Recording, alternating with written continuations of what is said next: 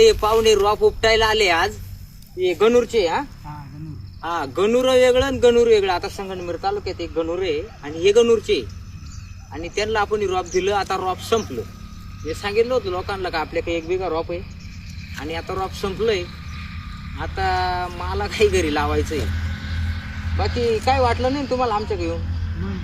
हा म्हणजे प्रॉब्लेम नाही ना. काही शब्दाला जागणारा माणूस आहे का नाही? काही लोक मला आहे ना खरं बोलल्यामुळे ना त्यांना टोचत बरं का. आणि ते मला काही शिव्या देतात. तेव्हा इकडे एक पाहुणा उपटितो फार. तेव्हा इकडे उपटितो रॉप पाहुणे. हे गणूरचे आणि काय पाहुणे इकडे पाथर शेंबे पाहुणे. चांदोड पसलं चांदोड पसलं पाथर शेंबे. पाथर शेंबे. चांदवड पासून आले ते. आता त्यांचं रॉप आलं काय आणि यांचं रॉप आलं काय. पण शब्दाला तुम्हाला मान दिला का नाही? हे मागत होतं. आणि जिड शब्द असेल आपल्याला ते नाही चालत. आता लोकांना काय झालंय, खोटाड्यांची सभा ऐकायला जायचं. बरोबर. ते बी गाया उपाशी मारून साहेब आले म्हणला. अरे साहेब तर त्यांच्या बापाला नाही झाले, ते आपल्याला होतील का? म्हणून शेतकऱ्यांनी ना सर्वात मोठं आपली लढाई आपणही लढायची. मी शेतकऱ्यांना सांगितलं. हे साहेब बिहेब यांनी फक्त आश्वासनं दिली कर्जमाफीची. आपल्याला कर्जमाफ्या दिल्या. आणि शेतकऱ्याला फक्त ते काय समजा त्या बावळाट. आणि निवडणुकीच्या टायमाला आपले वापर करून घेतात. म्हणून किती साहेब आला तर आपण शेतकऱ्यांनी इथून पुढे सभेला जायचंच नाही. पण ते साहेबांना एखाद टायमाला बोलू का. ते आता विषय काय झाला माहिती का?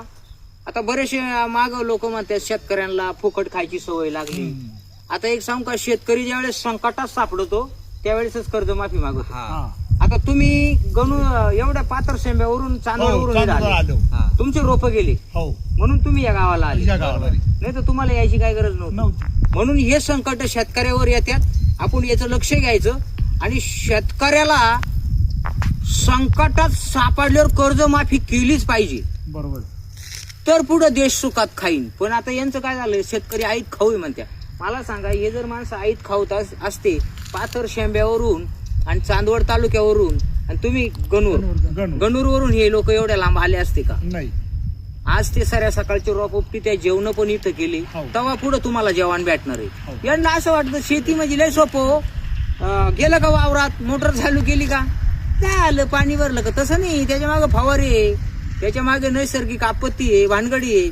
आणि शेवटचा शब्द एक सांगतो का, दवाखान्यात जर पेशंट आजारी झालं तर त्याला ट्रीटमेंटची गरज आहे. पण त्या डॉक्टरच्या आणि डॉक्टरची ट्रीटमेंट घ्याय